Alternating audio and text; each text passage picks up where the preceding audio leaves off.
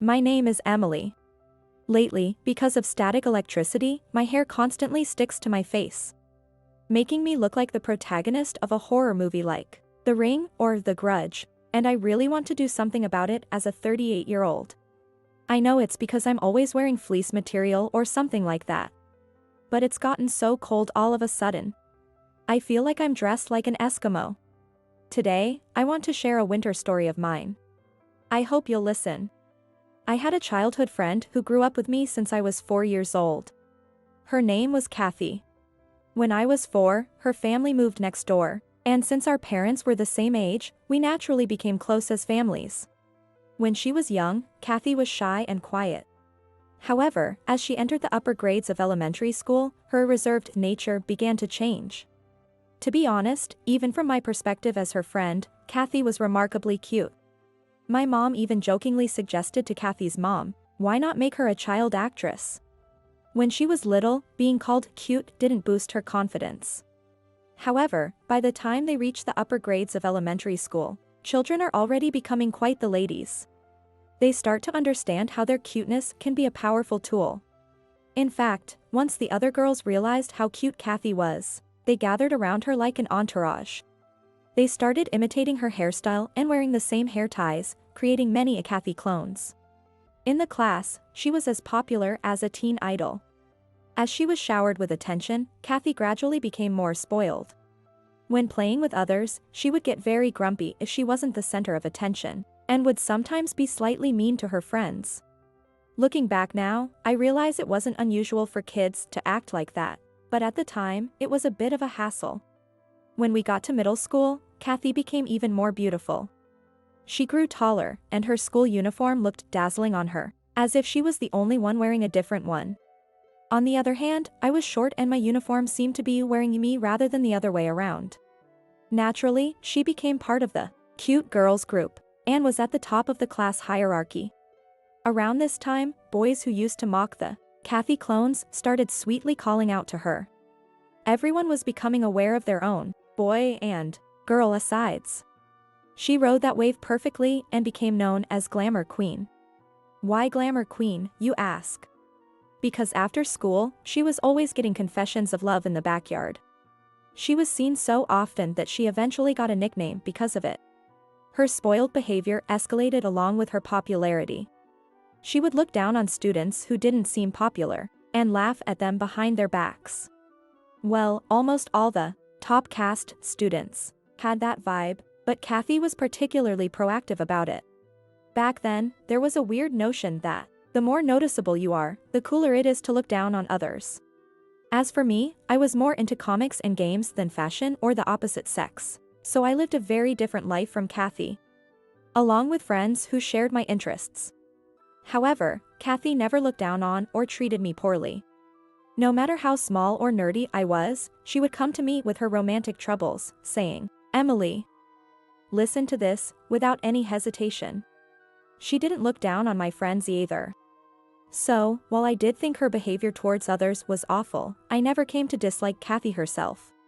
Thus, we peacefully spent our middle school days and eventually went to different high schools and colleges. I went to college out of state, so when I met Kathy again at our first reunion, we partied until morning with canned drinks. Even after a long time apart, we were still close. I thought it was a privilege of childhood friends. The problem arose 10 years ago. At that time, after graduating from college, I returned to my hometown and worked for a local company.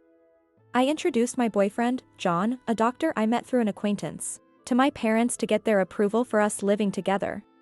And at the doorstep, I ran into Kathy. "Hey, is this your boyfriend?" Kathy asked. Feeling a bit embarrassed, I answered, "Yeah." After staring at John for a moment, Kathy smiled and said, "I didn't know.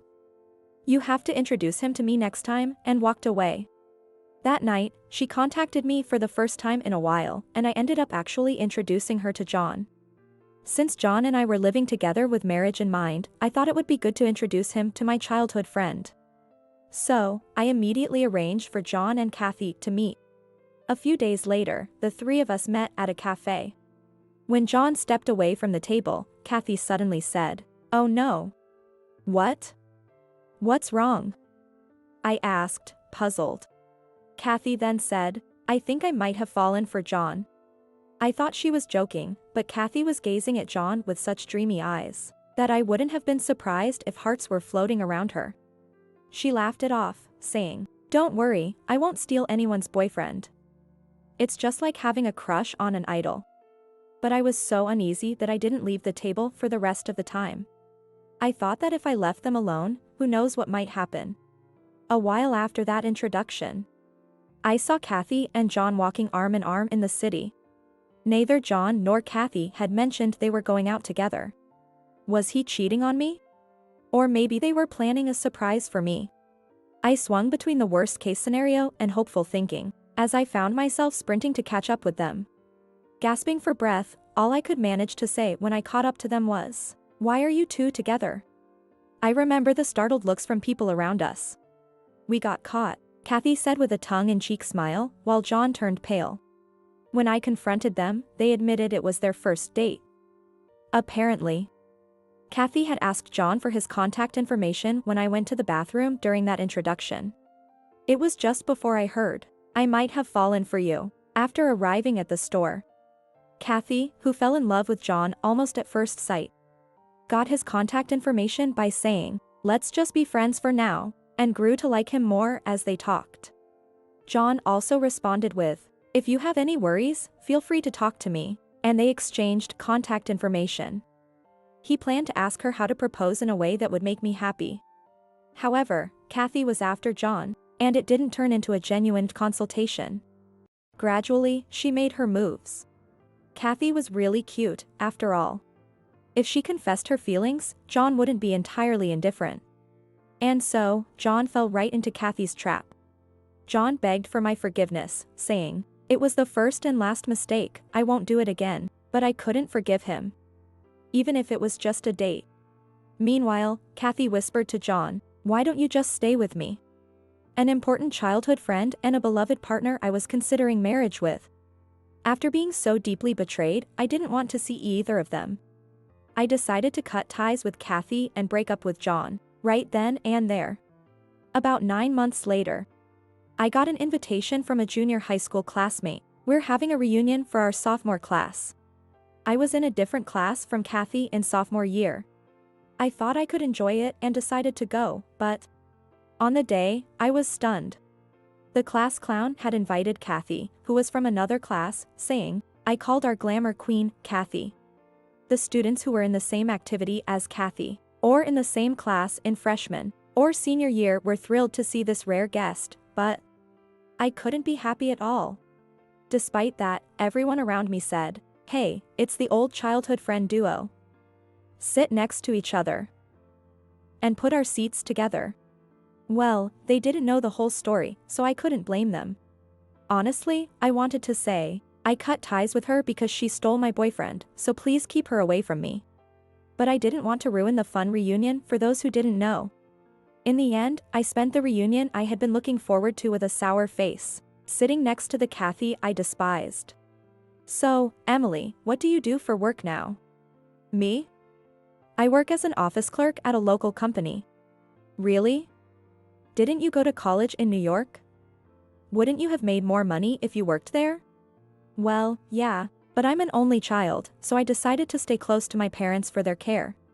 While I was having such a conversation with an old friend, Kathy suddenly butted in. What?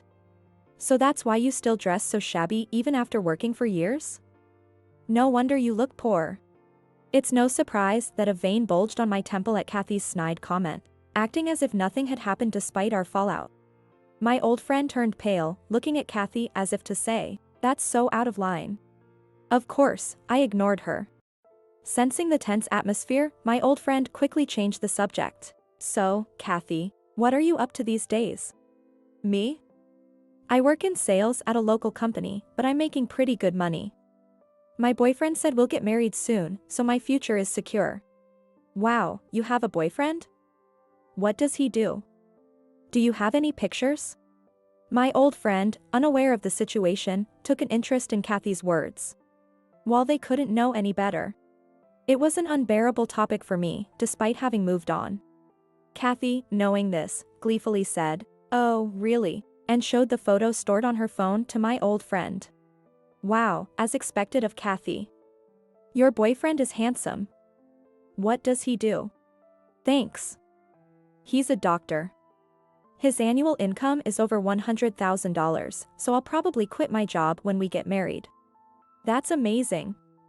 Every woman's dream, right? Isn't it?" "Oh, Emily, do you have a boyfriend?" Holding the picture of John, the boyfriend she took from me, Kathy smirked as she turned the conversation back to me. "Oh, that's right. Emily, do you have a boyfriend?" my old friend asked, as if suddenly remembering. To my old friend, who thought the tense atmosphere was due to Kathy's slip-up, it seemed like the awkwardness had subsided. Ignoring the question would only make things awkward for my old friend. Ruining the atmosphere at the reunion, my first-class reunion for the sophomore class, would be too much. Reluctantly, I smiled and said, "No, I don't have a boyfriend." "What? Isn't it about time you got married if you want kids? Are you still single?"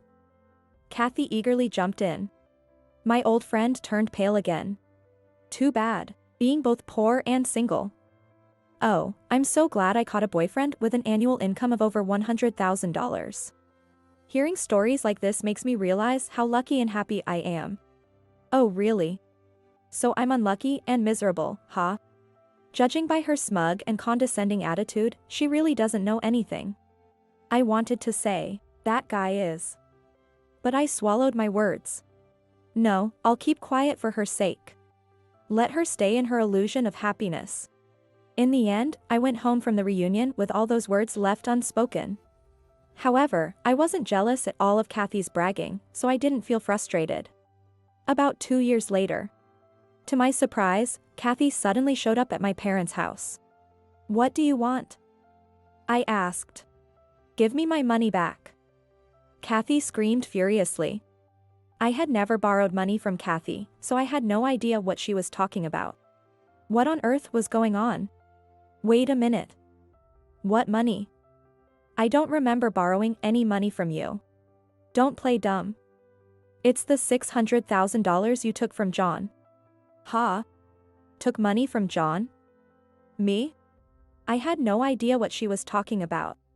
According to Kathy, when they were about to get married, John told her he had debt. And he claimed that the debt was because of my extravagant spending when we were dating. Because of that debt, he couldn't marry Kathy. No, no, no. It's not possible for an ordinary woman's extravagant spending to create a debt of $600,000.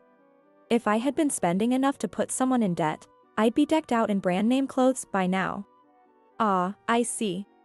Kathy still doesn't know the truth. As a kind childhood friend, I'll enlighten her about everything. Do you really think that debt was caused by my extravagant spending? John himself said so, there's no other reason. Because of you, I can't get married. Enough is enough. Hey, has John been working more night shifts lately? Huh? Why do you? Well, even if that's true, so what? Well, it's not my business. Sorry. Forget I said anything. Now, please leave. When I casually backed off, Kathy let out a small, "What?" and openly grimaced. "Oh, come on. Yes, he's been working more night shifts. So what? He's in demand, so of course he's busy." I couldn't help but grin at Kathy's words. What if I told you he's in demand by a girl and a bar owner? What? What are you talking about? I mean, the people expecting John at night aren't his medical colleagues, but the owner of a bar and his favorite girl there. What does that mean? Are you saying he's been going to a luxury bar instead of working night shifts? Bingo. The moment I said that, Kathy's face turned red with anger. I don't know if you're jealous because I took your man, but stop making things up. She shouted. But unfortunately for her, it wasn't a lie. John, being a doctor, often went to bars with his colleagues and superiors under the guise of relieving stress. This had been happening since we were dating. Well, I guess that's how wealthy people play. Or something like that. But since it was just drinking with girls, I didn't think much of it. For example, if I frequented a bar and fell for one of the barkeepers, I'd realize it's just business and snap out of it. I knew John wasn't that foolish, and he always kept clear boundaries. Once, John visited a bar where my friend was working, and I heard he barely engaged in any physical contact because he said he had a girlfriend. So, I never worried about him cheating or getting too attached to the girls at the club. It's like buying a lottery ticket despite hating gambling. A bit of fun as long as it doesn't go too far. However, after we broke up, a mutual acquaintance who introduced me to John shared this. His new girlfriend is very controlling. That was Kathy. Kathy demanded constant communication even during work hours, and insisted that they spend all their free time together. At work, John faced patients, subordinates, and colleagues all day, and at home, Kathy's controlling behavior. He never had a moment to himself. There was no mental respite. He couldn't go out drinking with colleagues like he used to. He couldn't relieve his stress. But his peers constantly nagged him, "Come on, let's go out." John wanted to go out too. He only declined out of consideration for Kathy. But when the stress became unbearable, it's no surprise that he ended up thinking, "Just for today," and went to the bar. He had no relief in his life. That visit to the bar brought immense relief and fun. John then became more deeply involved with the night scene than ever before. Amidst his guilt, the charming girls at the bar who validated him became his solace, and he started getting attached. This attachment to a girl at the bar was the reason behind John's rapid accumulation of debt, despite his high income. After hearing everything, Kathy was trembling. "That's a lie. No way. No way that's true. We're planning to get married. And anyway, it makes sense to trust John, who I've promised a future with, over someone like you." Kathy stubbornly held on to the belief that I was a nasty person who had taken John's money. What a sad story. John was just a guy I dated for a few years, but I've known Kathy since childhood, even if we had a falling out. Well, fine, you don't have to believe me. It doesn't affect me. As if I believe such a ridiculous story. Alright, I get it. But look at this. I showed her a video. No doubt it's John, but you don't have to believe it if you don't want to. What? Kathy watched the video, unable to help herself from speaking up. No wonder. The video showed a very drunk John, beaming with a flashy-haired girl. The dim purple lighting made it clear this was a bar. It was unmistakably a scene from That Kind of Place. The girl looked uncomfortable in front of the camera, clearly annoyed by being filmed. However, John was too drunk to notice, with a dazed, drunken expression on his face. The person filming also giggled, "Hehehehe," making me wonder how they hadn't been banned from the bar yet. Probably because they paid well. No wonder he ended up in debt. This video was given to me by the acquaintance who introduced John, saying, "Things have gotten really bad lately. Good thing you broke up." The acquaintance was a medical school graduate. Both the person filming and John were friends of this acquaintance, so it was meant as a joke when I received it. And that's how it ended up with me. It's a scary age where there are cameras everywhere. Not being able to get married isn't about the debt. With his income, he could pay it off if he really tried. The real reason is, he's probably into this girl. I said with a smirk, and Kathy screamed, "That's a lie," as tears welled up in her eyes. But we're supposed to get married. I'm already over 30. I need to get married soon. It can't be true. Well, if you don't worry about income levels, there are plenty of guys out there. You're cute, after all. Shut up. I'm special and I'm not going to settle for someone beneath me. That's why high-level guys are avoiding marrying you for low-level reasons. Ha. As Kathy looked puzzled, I told her, "You need to raise both your physical and emotional level. Or you'll end up in the same situation no matter who you date." Shut up. What do you know, poor, single woman? I've been working towards marriage all this time. You can't understand my pain. She was still playing the victim after stealing my boyfriend. People like her never change. Okay. Fine, whatever. It doesn't matter to me. I'm getting married, so I don't care about my past boyfriends or being single. Besides, I have to get back to my boyfriend soon. I'm just here to pack for the move. It's his birthday today, and I need to cook a feast for him. As I waved her away and spoke with a straight face, Kathy screamed. What? At her scream, Kathy's mother came out from the neighboring house, saying, I thought I recognized that voice. What are you doing here? Kathy is currently living with John, having moved out of her parents' house. She probably hadn't informed them she was coming here today. Auntie, Kathy stole my boyfriend and now she's accusing me of making him go into debt and demanding money back, I shouted. Kathy's face turned pale as her mother looked shocked. What are you talking about? Is that true? What did you do to Emily? Come here and explain yourself. Kathy, who tried to accuse me, was no match for her mother. She was dragged back inside the house without a chance to defend herself. Later, I heard her mother yelling, What kind of daughter are you, from their house? After I returned to my boyfriend's place, my mother told me, Kathy's mother came over with Kathy to apologize. Kathy had been severely scolded, and her eyes were swollen from crying. My mother, who knew nothing about what happened between John, Kathy, and me, was shocked by the whole thing. Kathy's mother is a former martial art champion, and she's really scary when she's mad. I once got in trouble as a child for a prank and cried so hard when she scolded me. After that, Kathy's parents got angry, saying, We won't approve of you marrying a man who easily switches women. And she ended up breaking up with John. Her mother then stripped her of all her savings and other assets, telling her to straighten up. She was ordered to send all her earnings, except for rent, utilities, and a fixed living expense set by her mother, to her parents for the next 10 years. She was not allowed to return home and was put in a 30-year-old apartment with shared bathrooms, to live there and reflect on her actions.